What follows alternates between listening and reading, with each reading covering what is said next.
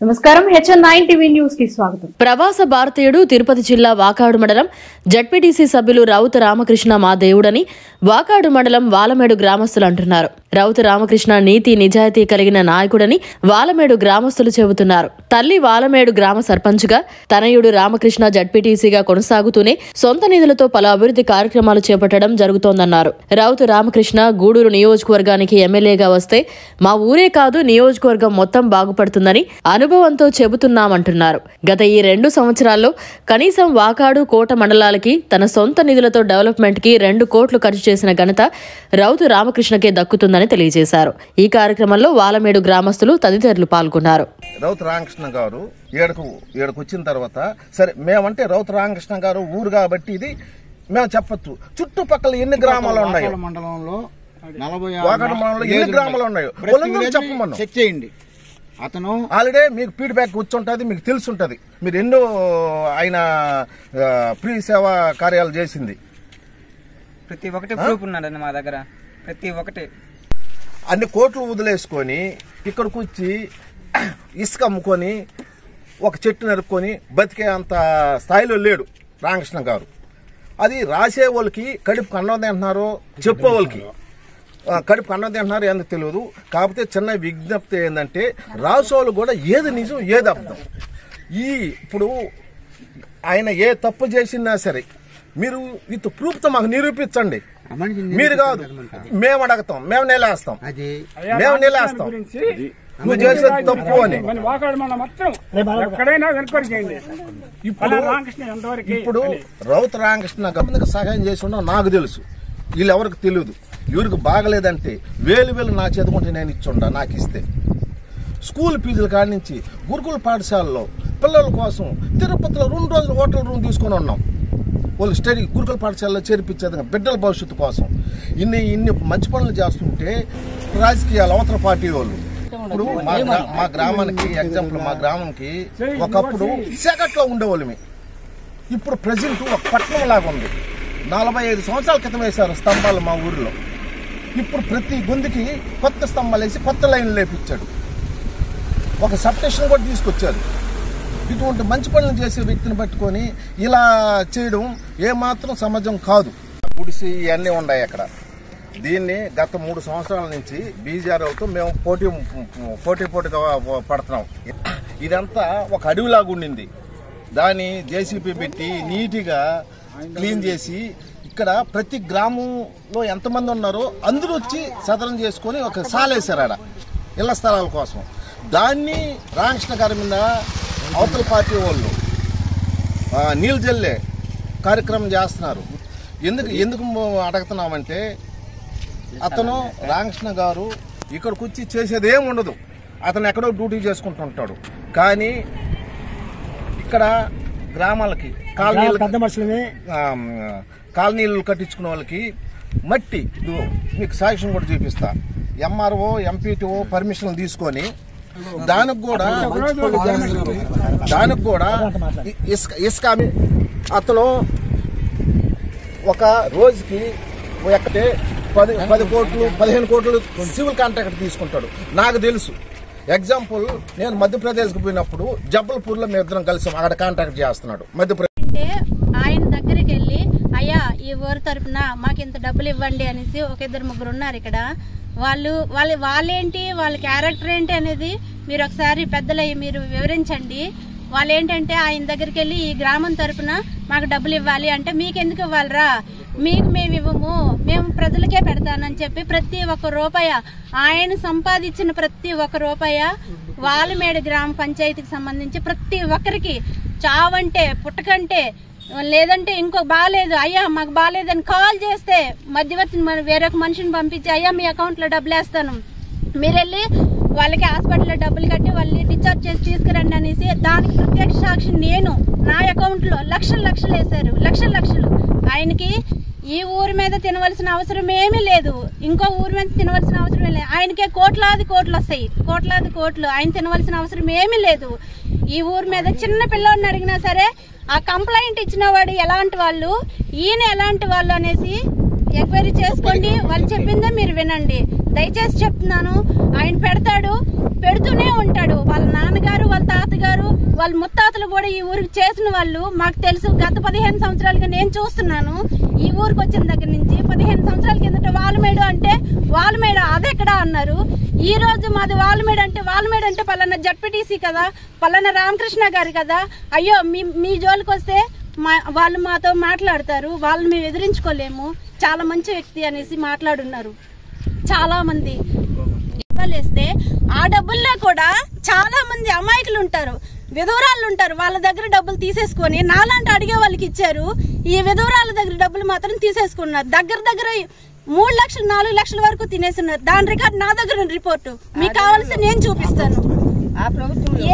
ఆ ప్రభుత్వం ముందొచ్చిన వాళ్ళ సంగతి నేను చెప్తున్నాను, దీనికి ముందొచ్చిన వాళ్ళ సంగతి నేను చెప్తున్నాను. ఈ ప్రభుత్వంలో జరిగింది కాదు నేను చెప్పేది.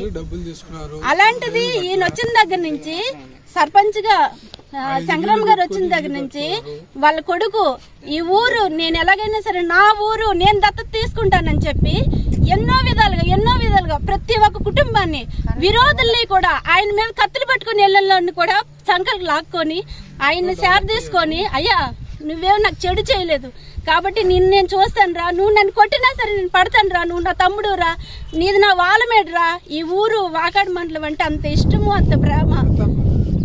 ఇసుక మట్టి అమ్ముకో తినాల్సిన కర్మ అబ్బాయికి లేదు, అవి తినాల్సిన కర్మ లేదు సార్. ఈ స్థలం గురించి కబ్జా చేసామని అన్నారు కదా, ఈ స్థలం గురించి కబ్జా చేసామని అన్నారు. పోతే ఈ ఊర్లో దగ్గర 600-700 జనాలు ఉన్నారు, కానీ ఇల్లులు చూస్తే తక్కువ ఉన్నాయి. ఒక్కొక్క కుటుంబంలో 2-3 ఉన్నారు. వాళ్ళు ఇరుకుగా చాలా సతమతం అవుతున్నారు. అత్త కోడళ్ళు పడుకును ఏందో సతమతం అవుతుంటే అలాంటి పరిస్థితుల్లో కుటుంబానికి ఒకరు పోయి ఆయనకి మొరపెట్టుకున్నారు. ఏమని, అయ్యా మా ఇంట్లో ఇలాంటి ఇబ్బంది ఉంది, మాకు ప్లేస్ చూపించండి అని ఆయన అడిగితే ఆయన ఏమన్నారు, నేను వెళ్ళి అడుగుతాను మీ అందరి తరఫున, మీకు సపోర్ట్ చేయండి అని చెప్పేసి వాళ్ళందరినీ తీసుకొని ఈ ఊరు గ్రామ ప్రజలు ఉన్నారు. వాళ్ళు కొంతమంది 4 పెద్దోళ్ళు వెళ్ళి, అయ్యా ఈ స్థలం మాకు కావాలి, మాకు కుటుంబాలు సరిపోలేదు, స్థలాలు సరిపోలేదు ఇల్లు కట్టుకోవడానికి, పిల్లకాయలు ఉన్నారు వాళ్ళకి స్థలాలు ఇచ్చేదానికి, ఇక్కడ మాకు ఈ ప్లేస్ కావాలని చెప్పేసి మేము అర్జీ పెట్టుకున్నాం. పోయి గ్రామ ప్రజలు మేము పట్టుకున్నాం, కానీ ఆయన వచ్చి కబ్జా చేయలేదు. ఇది చాలా ఇది మీరు గ్రామ తరఫున అందరినీ అడిగి కనుక్కోండి, ఇచ్చేది ప్రతి ఒక్కరిని అడిగి కనుక్కోండి. గత 15 సంవత్సరాల కింద వాల్మేడు ఎలాగుంది, ఇప్పుడు ఎలాగుందో రికార్డులు తిరగేయండి. మీరు ఫస్ట్ మండలంలో అడగండి. అంతకు ముందు చేసిన పెద్ద మనుషులు ఉన్నారు, రెడ్లు ఉన్నారు, చాలా మంది ఉన్నారు, కానీ వాళ్ళు వచ్చారే కానీ వాళ్ళు మిగిలించుకున్నారు. అట్లీస్ట్ బాత్రూమ్ చేశారంటే ఇంటికి ఒక మగబిడ్డ ఉంటే స్థలాలు లేవు అని చెప్పి గవర్నమెంట్ చెప్తే ఆ అబ్బాయి సాలేసి దీన్ని తెచ్చేదానికి చాలా దూరం పోయి ఈ స్థలం తెచ్చి ఇంటికి ఒక మగబిడ్డకి ఇచ్చేదానికి దీన్ని ఈ సాలేసింది. ఇదేం మట్టి దోలేదానికి కాదు సార్, దీన్ని ఇంటికి ఒక మనిషికి ఒక్కొక్క బిడ్డకి ఉన్నప్పుడు స్థలం ఇస్తానని చెప్పి దీన్ని తెప్పించారు. దీనేమో మోసంగా ఏం చేయలేదు. ఆ అబ్బాయి ఎక్కడెక్కడో చేస్తున్నాడు, నీళ్లు తెప్పించాడు. మన వర్షానికి ఏ గ్రామంలో మా ఊరే లేదు సార్, అసలుకి గ్రామంలో ఈ వాలిమేడు అనేదే మా ఊర్లో అసలు కనబడలేదు. ఆ అబ్బాయి వచ్చిన తర్వాత ఇప్పుడు గాలివాన్ తుఫాన్ వస్తే ఏ సంవత్సరం మాకు సరుకులు ఇచ్చిన వాళ్ళు కాదు, తుగులపాలెం ఇచ్చేది, కొత్తపాలెం ఇచ్చేది. ఈసారి రామకృష్ణ దయ వల్ల మాకు ఈసారి సరుకులు పప్పులు ఇచ్చారు. కరోనా టైంలో పప్పులు బియ్యము అన్ని పంచినాడు. ఈసారి అబ్బాయి ఉన్నాడు, ఇన్ని సంవత్సరాల నుంచి చేస్తున్న వాళ్ళు ఒక్కడు వచ్చి మాకు ఇచ్చిన వాళ్ళు లేరు. అసలు ఊరే లేదు గవర్నమెంట్ లో మాది. ఇప్పుడు వచ్చి అబ్బాయి అన్ని చేస్తారండి. ఇళ్లకు చూడుకోండి, ఇంటింటికి మట్టి తోలుండాలి, ఫ్రీగానే తోలేడు, డబ్బులేమి. అబ్బాయి ట్రాక్టర్, ఆ అబ్బాయి కొక్కులేని అన్ని చేసి మన తుఫానికి అయితే కరెంటే వారం రోజులు లేకపోతే 3 గంటల దాకా నీళ్లు తోలేడు సార్. నీళ్లు లేకపోతే ఆ అబ్బాయికి దండం పెట్టుకోవచ్చు. ఈసారి అబ్బాయి వచ్చాడు కాబట్టి మాకు ఏ లోటు లేకుండా జరుగుతుంది సార్ ఊరి మీద. ఇప్పుడు కోటలో బడి కట్టించాడు, ఊరికి నీళ్లు తెప్పించాడు. వారానికి 4 సార్లు వస్తాయి రోడ్లు, గొంతుకి రోడ్డు ఇప్పించాడు. దానికి మట్టి దేవాలయం 4 దేవాలయాలు కట్టించాడు. మళ్ళా పామింజలో కట్టించాడు, కొత్తపాలెంలో హై స్కూల్ కట్టించాడు. అక్కడ కాలనీలో వాళ్ళు గవర్నమెంట్ ఇచ్చేది కొద్దిగా అయితే ఈ అబ్బాయి ఒక్కొక్కరికి 1 లక్ష రూపాయలు వేసి కాలనీలు కట్టిస్తున్నాడు. అబ్బాయి ఏం తినేదా, అబ్బాయికి లేక తినడం లేదు, ప్రజలకు చెయ్యాలని చెప్పేసి చేస్తున్నాడు. దానికి వాట్సాప్ లో అవన్నీ పెడితే ఆ అబ్బాయి మాకు ఊరు కూడా లేకుండా చేయాలని చేస్తున్నారా లేకపోతే ఏం చేస్తున్నారో నాకే తెలియదు. వాట్సాప్ పెట్టిన ఇప్పుడు వాల్మేడ్ అంటే చాలా మందికి తెలియని గ్రామం గురింది. ఈరోజు ఈ గ్రామం ప్రతి ఒక్కరికి తెలుసు. ఎందుకంటే ఆ క్రెడిట్ అంతా కూడా రామకృష్ణ గారు. ఎక్కడ మారుమూల గ్రామం, మా గ్రామం నుంచి దాదాపు 10-20 వేల చెట్లను మండలం మొత్తం కానీ, మా మండలం కాదు, కోట మండలం కానీ, చిలుకూరు మండలాలకు కూడా, చిట్టమూరు మండలం అన్ని గ్రామాలకు పంచినటువంటి వ్యక్తి రామకృష్ణ గారు. అక్కడే దాదాపు దాని ఖర్చే ఒక 20 లక్షలు 30 లక్షలు ఆ చెట్లకు అయిన బిల్లు. మట్టి తోలితే ఎంతో సంపాదిస్తాడండి. అనేది అటువంటి దుష్ట శక్తులు చెప్పేటువంటి మాటలు దయచేసి నమ్మొద్దు. కేవలం ఆయన వచ్చినట్టు ఈ పుకార్ల వల్లే గ్రామం అంతా కూడా ఈరోజు ఇక్కడ నిలబడి మీకు అందరికి ఎవిడెన్స్ కూడా ఇదో పక్కనే హై స్కూల్ హెడ్ మాస్టర్ దగ్గరకు కూడా రండి. ఆ బిల్లు కూడా చెట్లు హై స్కూల్లో చెట్లు నరుక్కొని 7,500 రూపాయలు ఆయన తీసుకుని ఏం చేసుకుంటాడు? 7,500 హెడ్ మాస్టర్ దగ్గర రండి. అమౌంట్ 7,500 8,000 రూపాయలు డబ్బులు వచ్చింది ఆ చెట్లు. అది అక్కడే హెడ్ మాస్టర్ గారికి అందజేయడం జరిగింది. అంటే రామకృష్ణ గారు మట్టి అమ్ముకుంటున్నాడు, వీటికి అనేది బెస్ట్ నిదర్శనం. మట్టి అమ్ముకుంటున్నాడా? పేదలకి ఉండేటువంటి ఎస్టీ కాలనీ, వాల్మేల్లో ఉన్నటువంటి ఎస్టీ కాలనీలో ఎవరైతే ఇల్లు కట్టుకోలేనటువంటి దీనస్థితిలో ఉండారో వాళ్లకు మేము ఇల్లు కట్టుకోలేమని రామకృష్ణ గారిని రిక్వెస్ట్ చేసినప్పుడు అక్కడ వచ్చేటువంటి ₹1,00,000 బిల్లుతో కూడా ఈయన ఇంకో ₹1,00,000 వేసి వాళ్ళు స్టాండర్డ్ గా వాళ్ళ బతుకులు కూడా బాగుండాలనే ఉద్దేశంతో ఆ మట్టి ఇక్కడ తోలుకున్నాడు. కావాలంటే ఈ మట్టి కూడా చూసుకోండి. ఇదే ఎస్టీ కాలనీ, వాల్మేడ్ ఎస్టీ కాలనీ. దీనికి పూర్తిగా మట్టి తోలిచ్చింది మొత్తం కూడా సొంత ఖర్చులతో రామకృష్ణ గారే తోలిచ్చినాడు. ఇటువంటి వ్యక్తిని మట్టి అమ్ముకుంటున్నాడు ఇది అమ్ముకుంటున్నాడు ఆయన దీని మీద ఎంత సంపాదిస్తాడండి? ఆయన 3 నెలలు కష్టపడితే దాదాపు ₹1 కోటి టర్న్ ఓవర్ బయట తీసుకోగలుగుతాడు. కంపెనీలో ఒక కన్స్ట్రక్షన్ విషయంలో కానీ, ఒక బిల్డింగ్ దాన్ని కన్స్ట్రక్షన్ చేసుకున్నా కూడా. ఇదే వాల్మేడ్ పంచాయతీలో సంవత్సరానికి 5 సంవత్సరాలు కష్టపడ్డా కూడా ఇది ఒక చిన్న మైనర్ పంచాయతీ. 5 లక్షలు గట్టిగా సంపాదిస్తే 5 లక్షలు సంపాదించలేడు 5 సంవత్సరాల్లో. ఆయన 3 నెలల్లోనే దాదాపు ₹1 కోటి 2 కోట్లు ఈజీగా బయట తీసుకొని సంపాదించుకునే వ్యక్తి ఏడుకు వచ్చి మట్టి అమ్ముకుంటాడా? ఇదే నిదర్శనం చూసుకోండి. వాల్మేడ్ ఎస్టీ కాలనీకి తోలిచ్చినటువంటి మట్టి వచ్చినటువంటి 1,20,000 బిల్లుకి ఈయనే ఇంకొక 1,00,000 అయినా కానీ ఉండేటువంటి మా పంచాయతీలో ఉండేటువంటి ప్రతి ఒక్కరూ గుడిసెల్లో ఉండేటువంటి అందరూ కూడా పక్క ఇళ్లలో ఉండాలనే ఉద్దేశంతో వాళ్ళ రిక్వెస్ట్ మేరకు ఆయనే 1,50,000 ఎంతైనా కూడా ఇల్లు కట్టిస్తామనేసి ఈ మట్టి ఏడు తోలితే కొంతమంది వ్యక్తులు మట్టి అమ్ముకుంటున్నాడు అని వస్తున్నాయి. కాబట్టి మీడియా సాక్షిగా మీరే చూసుకోండి. ఇక్కడ తోలినటువంటి మట్టి అంతా కూడా ప్రతి బిల్లుకి పర్మిషన్ తీపిచ్చినటువంటి ప్రతి దాన్ని లీగల్ గానే ఎంఆర్ఓ గారి నుంచి, ఎంపీడీఓ గారి నుంచి పర్మిషన్ తెచ్చుకొని ఈ ఎస్టీ కాలనీ వాళ్ళకి తోలుకున్నటువంటి ఇళ్ల మీద కూడా దుష్ప్రచారం చేయడం అనేది కరెక్ట్ కాదు.